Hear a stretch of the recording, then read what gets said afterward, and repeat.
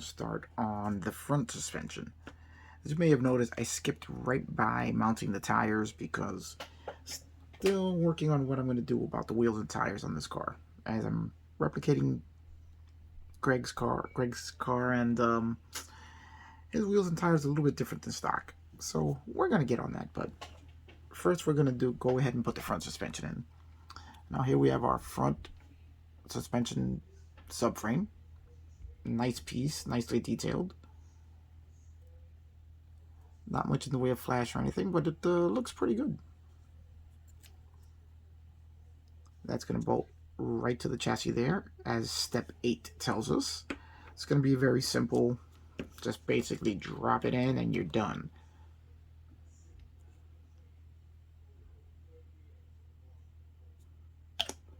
So we just have to drop a nice amount of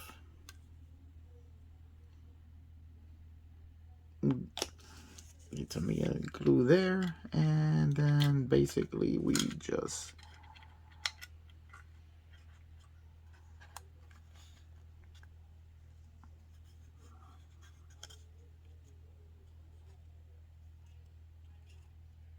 drop it there, and that's the entire installation of the front subframe. If only were that easy on the real car.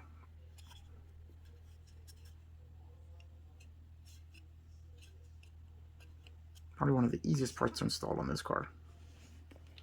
And we're just going to add a little bit more of the Tamiya.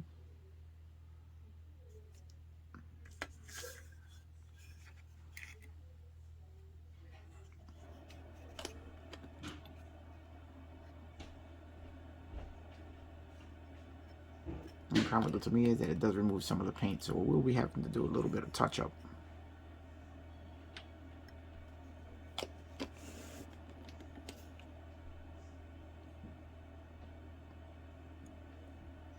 Once everything has settled down here and dried.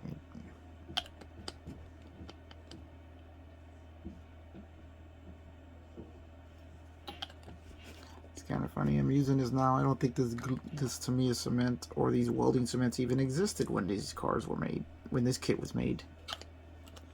So I'm building this kit with technology that didn't exist when the kit was created. That's kind of a weird, how do you do, isn't it? Alright, so since that's done, we're going to go in and we're going to do a little bit of detail work here also.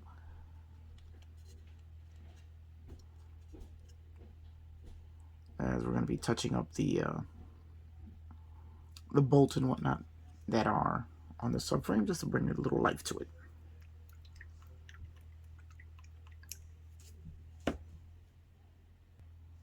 We're going to be pulling out our Model Masters brass again, as I really like that color.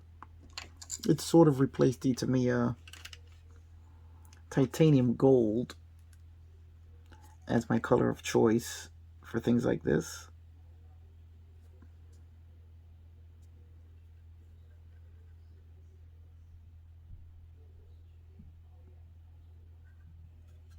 As the Model Masters brass really has a nice shiny metallic color to it.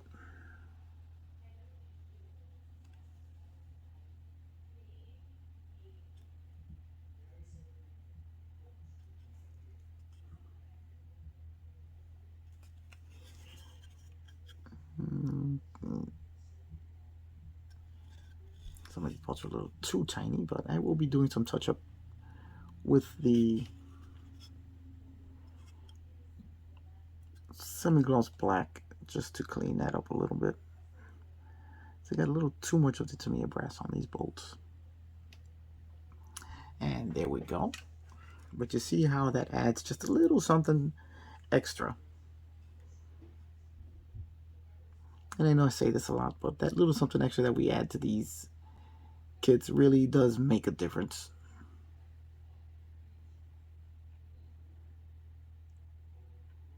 There we go, and there we go.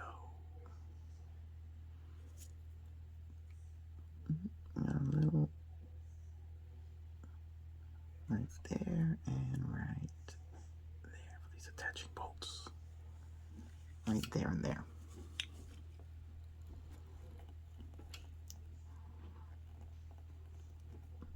Now those real bolts on the real car were probably black in color,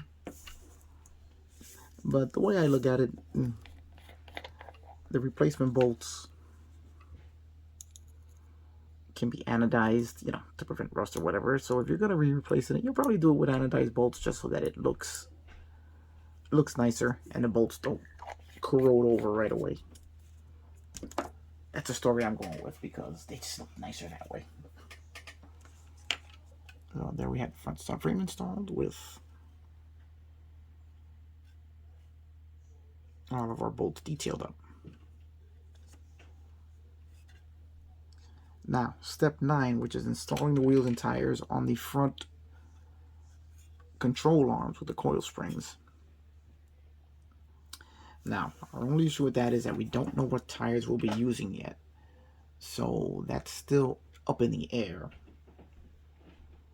But we're going to figure that out soon. Alright, now we're going to talk about the little modification I've made to the steering rack. I'm going to put up a photo showing you exactly what the steering rack looked like before I modified it, and tell you why I did. Now, as you can see in the photograph, the steering rack where the steering damper is just one long plastic rod. I guess they didn't mold all the details into the steering damper. So I figured, let me just see if I can do something to make that look a little more like a real fiero rack. So what I did was that I snipped off half of that plastic bar that's supposed to represent the damper, and I took a bit of KS Precision Metals aluminum rod, 1/16 inch, number 5100. You can get this at Hobby Lobby or any hobby shop, and fit that between the mounting end of the damper and the remaining rod. Put a little super glue on it, and now we have a much more accurate looking steering damper on the steering rack. So that's another one of those pointless details that you may or may not be able to see once the car is done. But I think it looks pretty cool. Alright guys, now we're going to put the front spindle and spring into the front suspension. So there's something I want to show you guys as we're doing this. If you look at the instructions, it tells you to insert the spring into the control arm like so, just like that. But as I was saying before, as you're putting it together, you're going to have to angle the control arm over so that or angle the spring so that it enters the upper control arm right there in that little spot, right, little circle dot right in the middle. That's this mounting point. So when you're lining it up, your best bet is to use, once again, a slow setting glue, because you're going to want to move the shock. You want to be able to position the shock in or out to line it up with the hole in the upper control arm. So you want to use a slow setting glue, wait for it to get tacky, and once it's in there and holding the shock in place, you can bring it down and glue it into the upper control arm. So we're going to take care of that right now. And we are going to use the good old Tester's tube glue.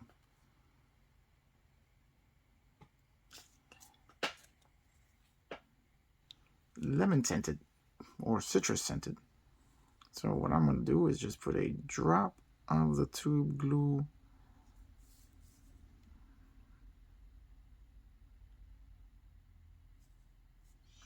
let me just get a little bit of it out here.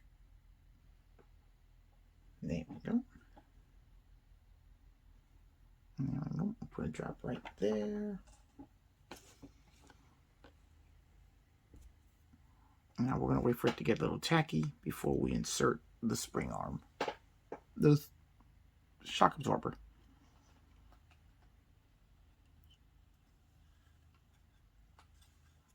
As this is going to be the best way to get everything to line up exactly where you want it to.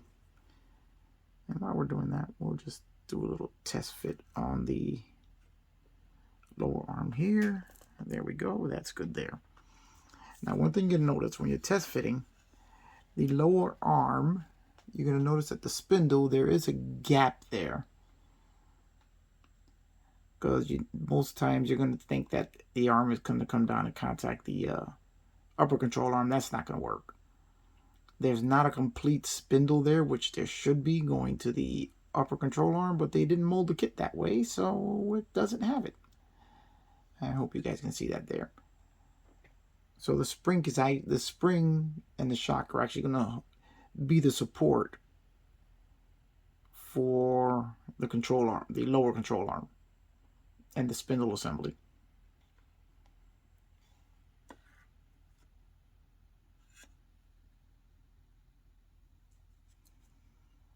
Okay, now let's install our shock absorber right in there. And we're going to give that a minute to set up. I didn't let it get tacky enough. It's flopping around in there. So let's just put it down here. We'll let it sit for a minute. The one thing about this tester's glue that it is just slow setting glue. It gives you plenty of time to work with whatever you are working with. So you can line it up wherever you want.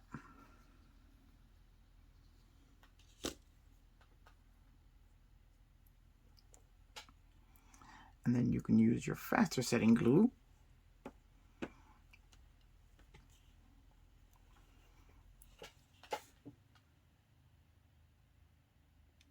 for your other components.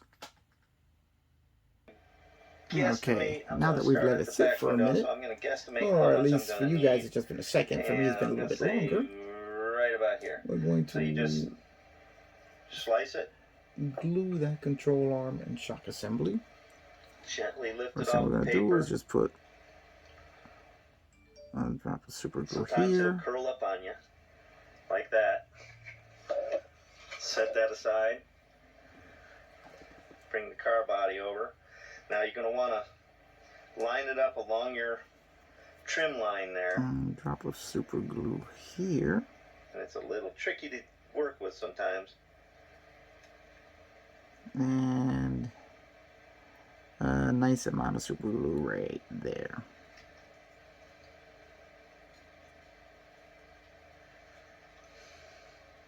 I need to move it over just a little bit.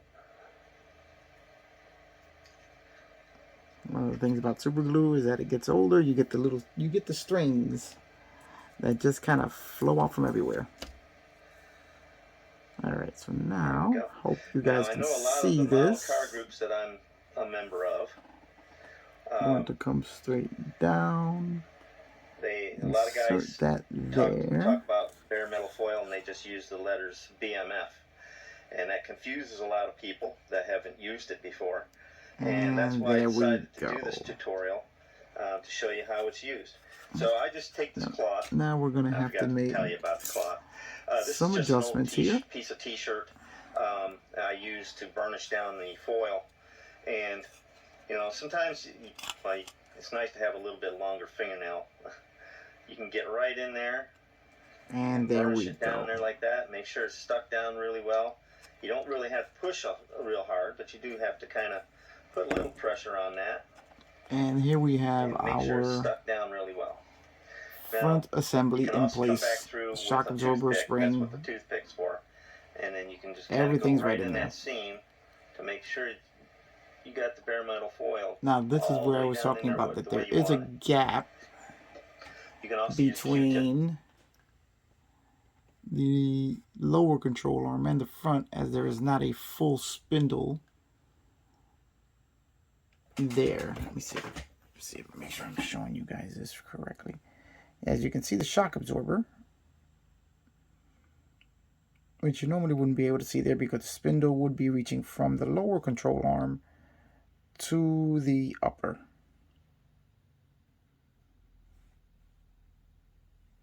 Which is actually the first time I think that I've actually noticed that in this kit. But everything's pretty stable as the shock absorber takes place. Takes up the slack there of the missing component. Very odd that they designed it that way, but you gotta remember it's a kit from the 1980s.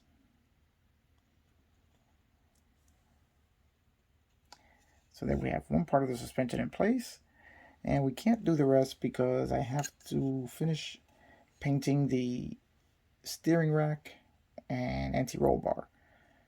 And in this kit, it's very important that you follow the directions because you can install one side, and if you jump the gun like I've done in the past with this kit and install the other side before installing the steering rack and the sway bar, the sway bar you'll be able to sneak in, steering rack you will never get in.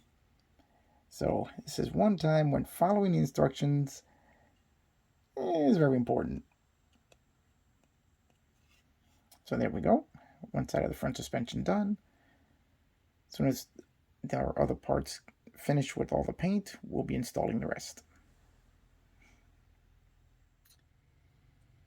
Alright guys, now we're back with the rack and pinion, and here we have our completed and finished. How about just our finished assembly?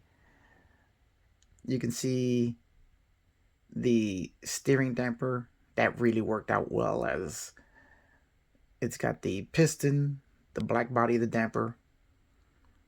We have the rack painted in titanium silver from Tamiya, and then the boots done up in rubber black, also from Tamiya, and then all of the weathering and shadowing done with the Tamiya panel line paint. I'm really happy with the way this came out. Really gave me the look that I was going for as far as the steering rack goes. Let's see if we can give you a better look at it there. And may change one or two things on it. For the most part, this is exactly what it's going to look like. And that's going to look great in the car. Also forgot the piston is painted with Model Master Silver, Chrome Silver, which is a really great paint. I really like it. But here you can see what just a little bit of detailing can do for a part. I say it over and over again, it's my favorite part of the hobby. Oops, except when I drop things. And that's never going to change.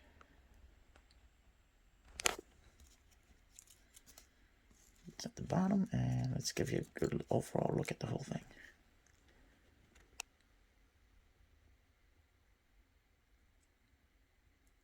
The Tamiya panel line paint really does a lot to add to the realism of the object. Adds the shadows, and as I like to say, adds scale.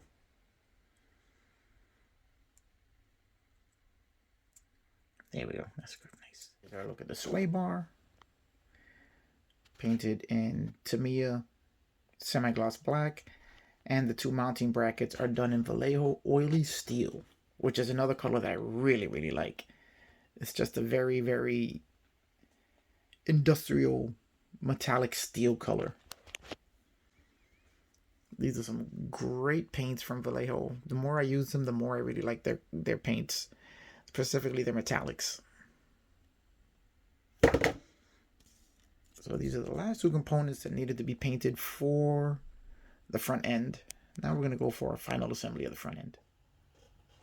We're now installing the sway bar and the rack and pinion into the car. Now, as I was explaining before, as per the instructions, you have to install the right side control arm assembly, or one side of the control arm assembly, doesn't matter if it's the right or left, and leave the other one off because you have to put the sway bar and the rack and pinion in through the subframe Now, if you had the other components here, if you're building a car stock, you'd already have the wheel attached. You would not be able to slide this in this way or this way with the wheel in your way. Now, without the wheels on, yeah, I can see you could still do it. But if you're building this car stock, then you're definitely going to have to just put one side on, insert your roll bar, insert your rack and pinion, and then put the other side on the way the instructions say. So now that we're in, we just have to put a little bit of D-Tamiya glue. If I can figure out where I put it. Here it is. We'll glue down the two mounting tabs, the sway bar,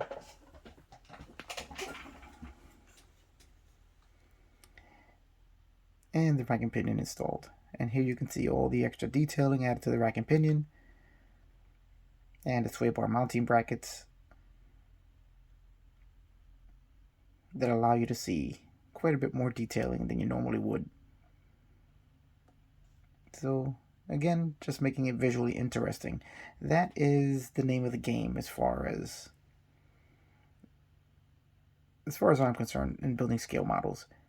That every part of the model that you look at, you want to see something that interests you, something that catches your eye, and that keeps you wondering, hey, what is that? Let me take a little closer look. Here you can see my modified steering damper.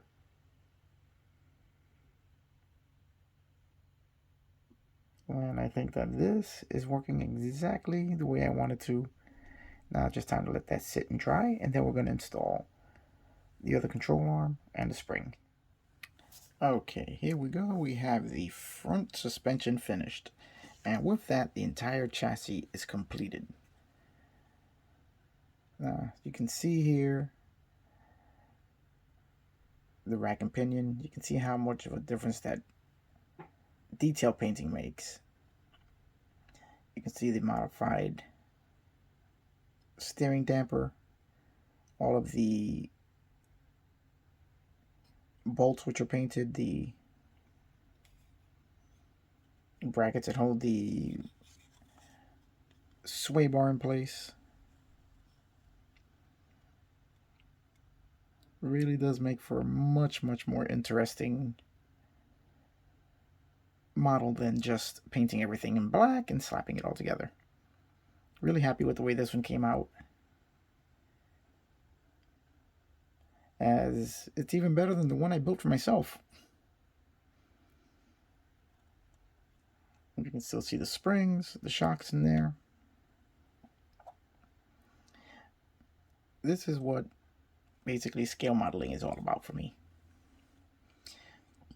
Creating as much realism as I can and making things as visually interesting as I can. Now we've already gone over all of the intricacies of attaching everything. So if anybody out there is going to build this model, I guess hope some of the little tips I gave here and there help. But I am very happy with the way this chassis came out. So now it's on to the next portion of this build, as everything is complete here.